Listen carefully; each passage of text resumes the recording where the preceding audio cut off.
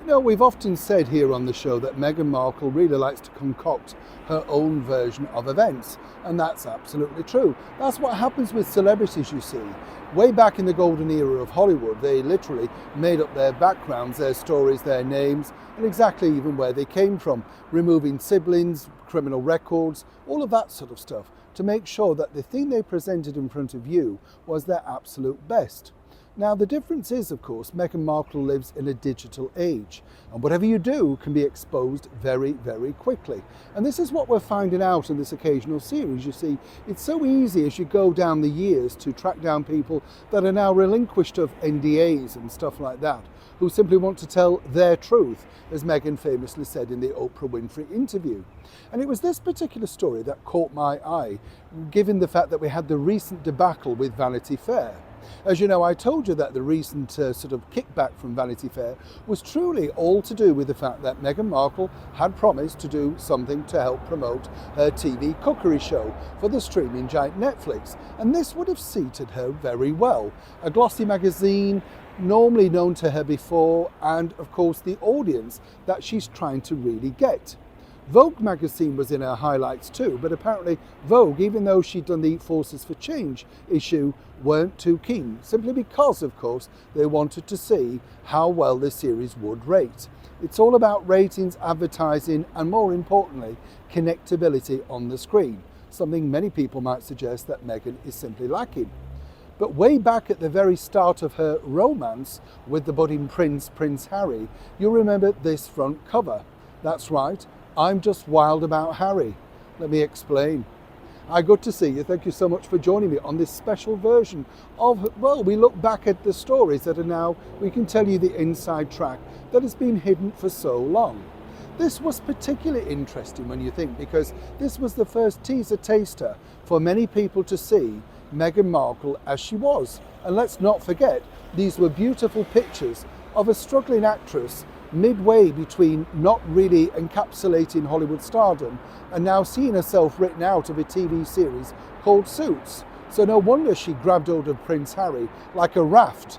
I mean, she needed something, and Harry was that person. Now, behind the scenes, what was fascinating was simply this. As we now know, Meghan gave her version of events, and she couldn't really talk about Harry, and she couldn't do this and couldn't do that. But the magazine had one objective, and they knew straight off that they really needed some juicy gossip about Prince Harry. Now, here's where it gets really interesting, because the team around her at the time basically said, you can ask her anything. And of course, Meghan then, as most celebrities do, sort of refute it and say, I didn't say that, I didn't realise they were going to print it. A little bit like she claims she was caught out with that, The Cut magazine in the New York Times, as it were. Seemingly, you know, it wasn't her fault. She was tricked by the reporter. Nobody tricks a celebrity of that era. They simply don't bother. What they do, of course, is try and make sure that they throw you off. And then they want to tell you the story, making sure that it's not attributed to them so they don't get into trouble. Remember, at this time, she was taking very first tender steps inside the British monarchy. And this was the problem. What she said really could have big repercussions. Now, what happened behind the scenes was Meghan really was thrilled with the article. She knew that the front cover and the title were going to be Wild About Harry. All she cared about was the hair, the makeup, and the frocks. And allegedly, could she keep them? Of which she did. Yes, don't break tradition, right, Meghan? Now, what's fanciful about this is, obviously Harry said, you know, be careful what you say. And he was unhappy by the fact that this magazine had already scooped and been given this unique access and exclusive. It wasn't something that he felt happy about. You see, according to him and his chums, Meghan wanted a quiet life away from the glare of the spotlight, ready to relinquish it all, step back from, of course, being a working actress, and hit the ground running, working for charities associated with the British monarchy. The wiser people inside the palace courtiers knew that this was absolute poppycock. There you had a woman desperate for fame, realising in her mid-30s that her big break was coming to an end, all thanks to being written out of Suits. But of course, he still had to write her out, and she'd really upstaged them by getting hold of something that was far more valuable. You understand how this works.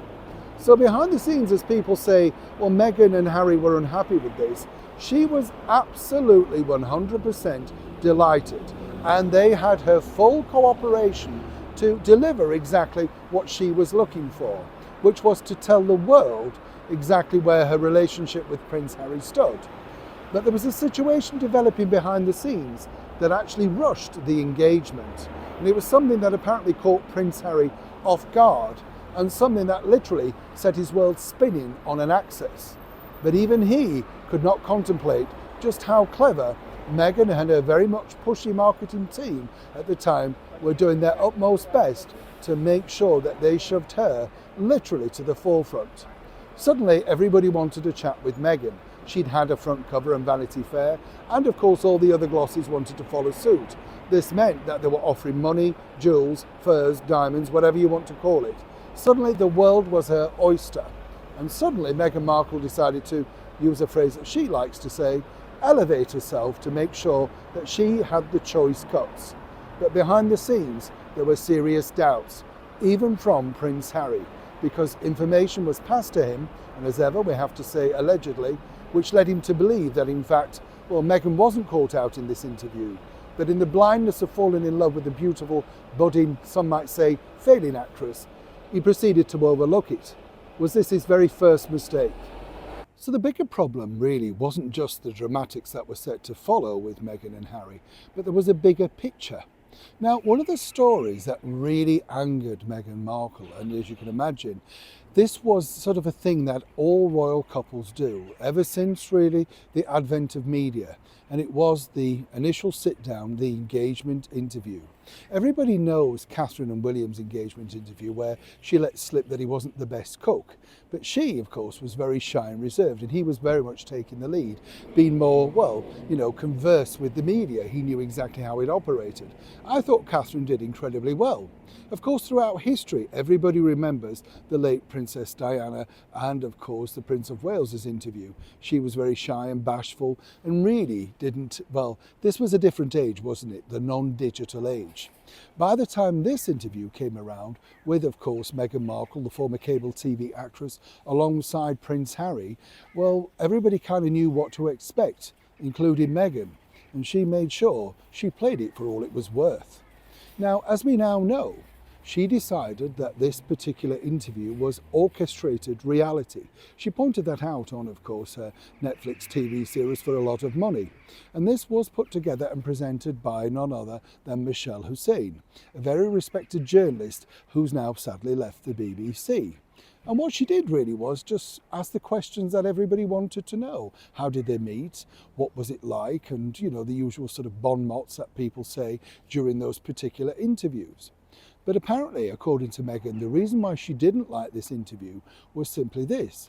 You see, if you recall, this was the interview when she said, I didn't really know much about the royal family, of which he concurred, shook his head and, a bit like a ventriloquist dummy, sat there and agreed with everything that she said. Apparently, she didn't know too much, but the only thing she asked was, is he nice? And as I've said to you before, perhaps they edited out the bit, as ever allegedly, is he rich and famous? Will I be rich and famous? Meghan couldn't believe her luck sitting alongside Prince Harry, who she'd finally managed to snare. Whichever way you look at it, there was a lot of, what shall we say, skullduggery behind the scenes. Harry may have fallen in love, and rightly so. Obviously, this was a happy moment for him, but he had no idea. What Meghan didn't like about the interview was this. If you recall, they talked about when he decided, of course, to first pop the question. But even this has been moved back and forth many different ways. And first of all, the story goes that apparently he popped the question when they were out in Africa, when she was busy pictured, remember, saving the elephant. Somehow somebody managed to get that picture right. There was another version of how they first met in the engagement story. But the engagement story that they presented to the BBC and their official engagement interview was this. Apparently they were roasting a chicken. Yes, even though Meghan apparently was vegan at the time. You see, nothing stays the plot, right? And where it got even more interesting was she said, she was busy barefoot in the kitchen, naturally. It's almost like a scene out of the Waltons. She was roasting a chicken and Harry suddenly collapsed to one knee. No, it wasn't sciatica. Apparently, he was going to be offering his hand in marriage. And apparently before it even finished, she said yes. Now this was Meghan's mistake. She literally let the mask slip at this point. And the reason why apparently she decided to attack the orchestrated reality after the event was she did not like the fact that they'd left that particular, well, major mistake in, there where she said, I said yes, even before he'd finished asking. This made her look desperate, needy, and more importantly, grasping. Of course, that's what she's now being accused of many months down the line. And that truly is the reason behind that. Now, according to a source, and as ever we have to say allegedly, but now free from NDAs, Meghan wanted to have the very final edit on that particular interview. She wanted to cast an eye over it. Remember, this is a woman who apparently didn't know anything about the monarchy, but wanted to control the media from the very first off. Harry explained that really he was quite happy with the interview and didn't know what she wanted to see. The BBC, in their niceness, said, well, look, we're busy, but we've got to get this out. And so it all sort of fell apart because by the time they went out to, of course, do other media and other chats and all that sort of stuff, there was no time to edit this out. But apparently, according to sources, it was a request put through. Meghan wanted that bit out. But they couldn't edit it out without it making look a bit stupid. They couldn't now go back and re-put that piece in. So consequently, that was the version that hit the world. And apparently Meghan loathes this interview for that simple reason. It makes her look grasping, desperate, but more importantly, looking at somebody in her mid-30s who couldn't quite believe, some might say, the second time around, she's managed to land a prince. Her life was about to change, but she wanted to make sure that her version of events, her story, came out the way that she wanted it. And this was the one and only time where she sat down alongside Prince Harry, where she'd absolutely lost control. But it's one, of course, that's been picked apart many different times. Now, according to Michelle's version of events, when this came out that apparently she didn't like the interview, she said, well, Meghan offered hugs and was thrilled and delighted and said that, she was thanking her for making it so easy as she was so nervous. This is a woman who'd spent 7 seasons on a cable TV show. How could she be nervous herself on a settee talking about herself to the BBC, to a worldwide audience that she knows was going to be picked up on every major channel around the world? Once again, contradictory in terms, but that's truly why Meghan has no love for her engagement story. Well, this version anyway. One of the mysteries of Meghan Markle, as many people have worked out, is the fact that she's not consistent with her story. Many people realise, of course, that Meghan's claim that she had no idea who Prince Harry was laughable in itself. I think the bigger thing that made everybody laugh in the media was the fact that he was the only one that allegedly believed it. Do you remember the story where she claimed, who's the man stood next to the Queen? Turned out to be, of course, her son, the Duke of York, Prince Andrew. But apparently she had no idea who the Duke of York was. And as I mentioned before, she was allegedly friends with Princess Eugenie. Either she lives in a cloud of smoke or clearly she's acting far better than we thought. But here's where it gets fascinating on her wedding day, because prior to all of that going around and the sort of situation regarding the wedding, we all know the problems that Meghan had. The scented candles, the spray in St. George's Chapel, the Givenchy gown, all of that sort of stuff. It really became stuff of soap opera, didn't it? But it was this particular instance that really let the royal family know exactly, well, what Meghan Markle was hiding. Let me explain. When you look at the royal wedding, as I say, a spectacular event, a beautiful day, we were all there. I thought it was terrific and it was a breath of fresh air. Whatever people say, Meghan Markle was welcomed into that family with open arms.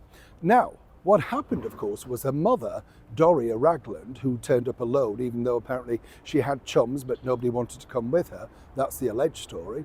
Well, here's where it gets interesting again, because they stayed at that very famous stately home, stroke hotel now, Cliveden. Cliveden really went into the sort of fame game books, all because of the Profumo scandal and Christine Keeler in the early 1960s. It's absolutely beautiful splendour. Meghan could have stayed anywhere in the royal palaces, but no, she wanted to stay there. You understand how interesting that point is. Again, no, Buckingham Palace, Kensington, not good enough, no. Now, given the fact that the wedding was in Windsor, I can understand. But on the other side of the coin, there's plenty of room in Windsor Castle. Why didn't she want to stay there? That really alerted a lot of people. Her choice of transport to the wedding venue. You see, a couple of weeks before the wedding, Her Majesty the Queen said, "How would you like to arrive?" And Meghan, according to a source, and very clearly, knew exactly how she wanted to arrive. In a beautiful Rolls Royce. Apparently it was a childhood dream. There were many, right? Now here's where it gets really interesting, because the one that she picked out was this one. That's right, the maroon Phantom 4. Now, many people will realise that this was used way back in 1972 to transport the Duchess of Windsor, as she then was, of course, Wallis Simpson, to the funeral of the late King at Windsor. And apparently Meghan loved this. She absolutely was delighted with this idea and the choice. But she let slip to a source who no longer works inside the royal household that actually she knew quite a lot about Wallis Simpson. And she, apparently they were taught about her in school, and she'd read tons of books about Wallis and what she'd done and how she was a sort of scarlet woman against the royal family and the things that she'd taken the king away, all of that sort of thing. Now, when you think about it, this was very detailed, and apparently prior to her arriving in it, Meghan herself was driven around to see, what it would look like, pictures were taken, what view there would be, naturally being a micro celebrity, she wanted to be sure that people could see her on the day. And as I say, it's a beautiful piece of machinery, there's no two ways about it, a very smooth ride. But as this source pointed out to me, how can you know that much about Wallis Simpson and the American side of this royalty, the king, the abdication, all of those things around you, but not know who Prince Harry is? How would you not know that? How would you not really know who the Queen was? Clearly, everybody inside royal palaces knew that Meghan was something of a fantasist, and to put it mildly, a blatant liar. But again, Prince Harry seemed to have this fixation that he truly believed, simply because he'd walked into a room on a couple of occasions to find Meghan Googling aspects about his family so that she was up to speed and up to date. A bit like the story that she fed Oprah Winfrey, remember? Where she said she didn't know the words to the national anthem, so she was reading up on them and trying to learn them a couple of days before a big event. Now, whether you know the words or not, it wouldn't be very difficult, would it, to just ask your husband, do you have a copy? Could you say them to me? Could we rehearse together? But no, apparently Meghan was traumatised in a room trying to do this herself. But time and time again, so many people around royal courtiers, etc., offered assistance. And each time she said, I don't need you, I've got Harry. Moving forward, the bottom line is, when she arrived on that day, Meghan Markle knew exactly the sort of statement and the sort of pickup that particular vehicle would make. Once again, an American was coming into the royal family, and once again, they were about to shake things up. And more importantly, as Meghan pointed out, she couldn't believe that she was sat in the same car as that other famous American, Wallis Simpson. So make of that what you will. One of the problems that Prince William had was simply Meghan Markle herself. Prince William's a rather astute sort of, shall we say, purveyor of people. He knows exactly the good people and the bad people. That's after many years, of course, of meeting all walks of life. Now, the story goes, as many people know, that when he first met Harry and Meghan at the cottage in Windsor, she rushed to them barefoot, torn jeans, white shirt, and, just thrust out her arms in this wonderful hug. And apparently she was a hugger, and very quickly she realised they were not. Not true, again. The other story, of course, was the fact that Harry basically claimed that both William and Catherine were devoted Suits fans, and they couldn't quite believe that he was dating such a beauty. Again, not really to be believed. I mean, I would suggest they would just be polite. I think Harry would say she's in this drama. They may have skimmed over it and thought, oh, right, yeah, we've seen it, that sort of stuff. But very quickly and very astutely, it has to be pointed out that William was in fact very, very nervous in any level, and made sure of this, not to be left alone with Meghan Markle for this reason. Let me explain. You see, the thing is, when you are a member of the monarchy, you have to be very careful, as we've seen over the years, exactly who you get pictured with, and more importantly, who you sort of associate with, liaise with. But it's different when they suddenly become part of the family, because instantly you have to create a bond.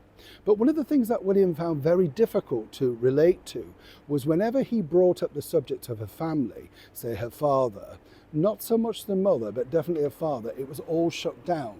Seemingly, Harry would roll his eyes behind her as if don't ask, that sort of stuff, which set alarm bells ringing for William, as one can imagine.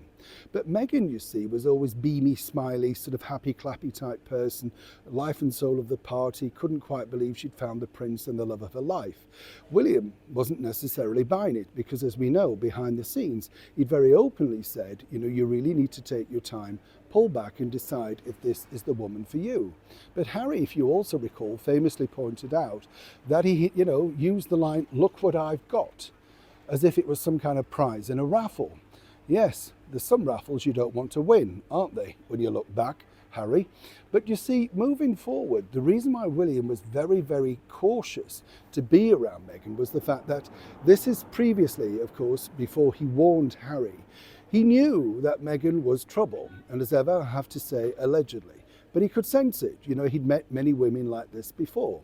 You see, Meghan really wanted to have a one-to-one with William, a heart-to-heart, to get to the nub of the problems that were affecting Prince Harry, the mental health stuff that he went on to sell for great expense on TV channels and, of course, pay-per-view for his book Spare.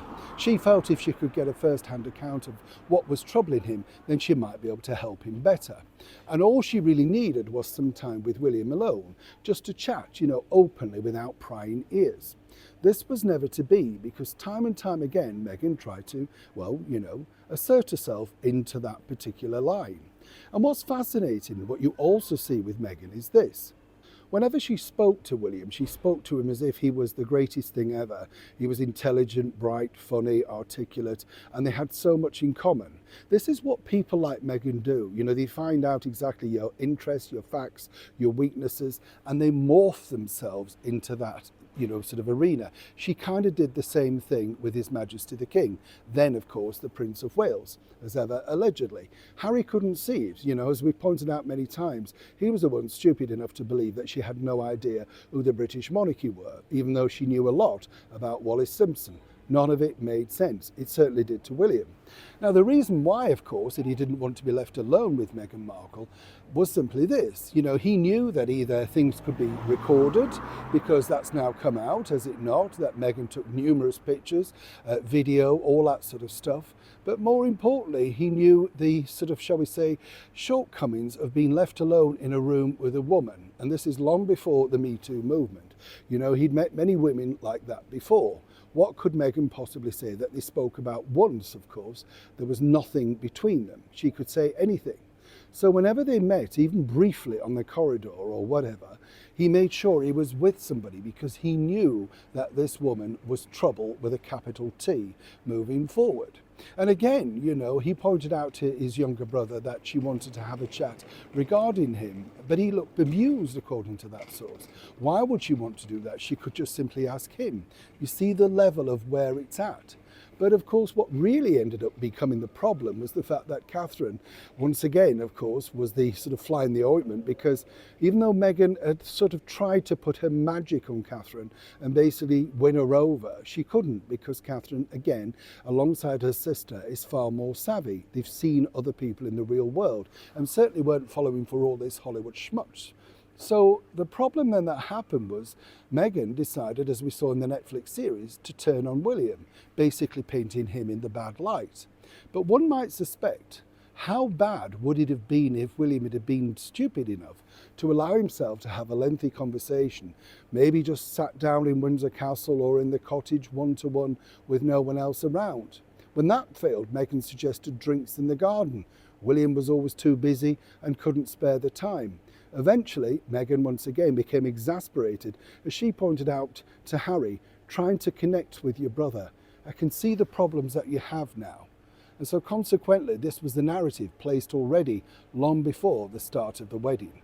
And we all know how that went moving forward. Some might say that the love story of Harry and Meghan is one of a very strange thing indeed, because their story about exactly how they met and all of that sort of stuff is always shrouded in mystery. It seems that Meghan Markle thrives on the fact that you can't exactly find out the truth about her.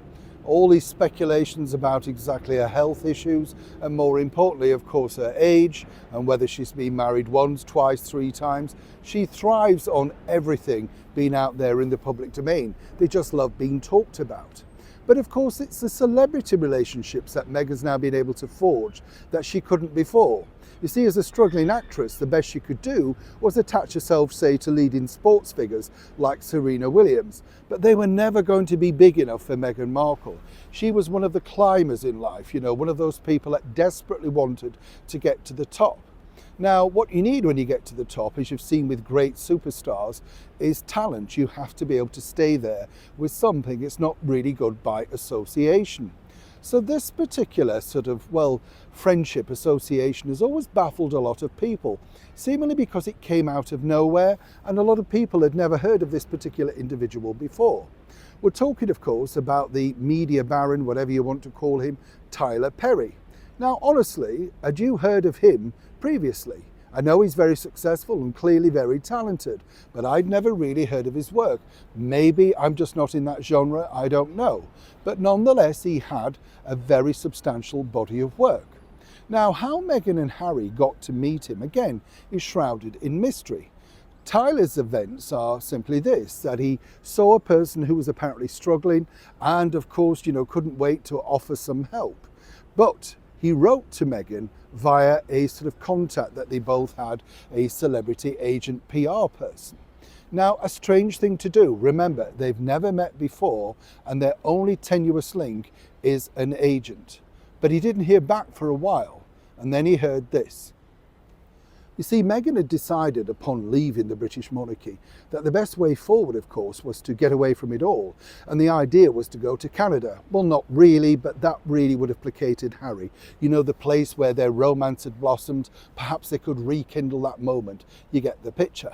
Moving forward then, what truly happened was that Meghan had found the letter that Tyler Perry had written to her, basically saying that if she needed anything at any given point, she just had to contact, and he would do his very best, of course, to, make sure this was going to be smoothed over.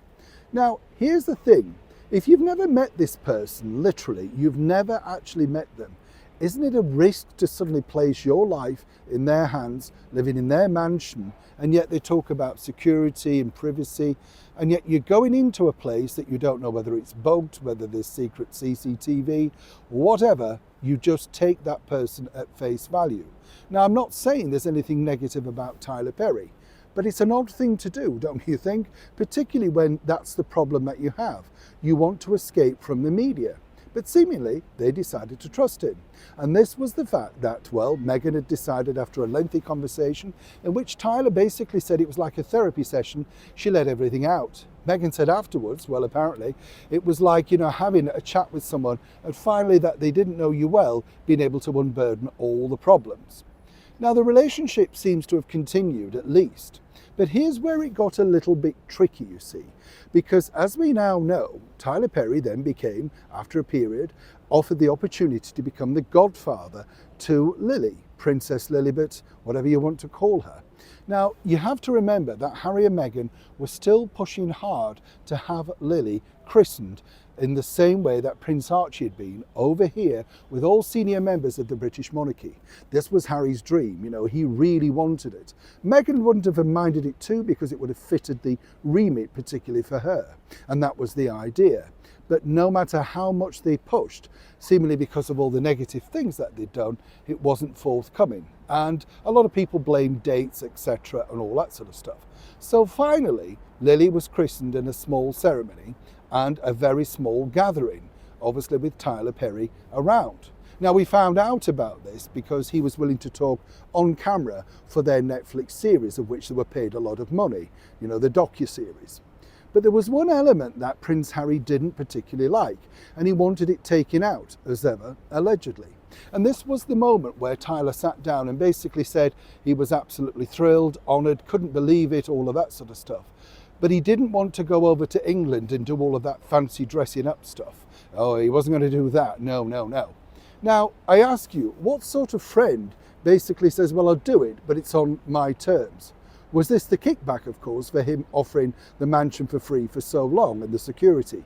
Let's not forget, he pointed out, he checked in with them every day and made sure that they needed for nothing and that the media hadn't found them. But consequently, if he was a real friend and they decided, or that had happened, that then suddenly she could be christened over here in England with, of course, his family around them, would he have then said, no, I don't want to be part of that? A strange thing to say. Apparently, when Harry saw elements of that edit, he asked if that part could be taken out, because he felt, even he felt, that it might be detrimental or hurtful to his family. Apparently, Meghan assured him, along with Liz Garbus, the director-producer, yeah, okay, that could be. It's only when it went to air did he find out that it wasn't. Now, what's fascinating there is their friendship has continued, apparently, to be quite close.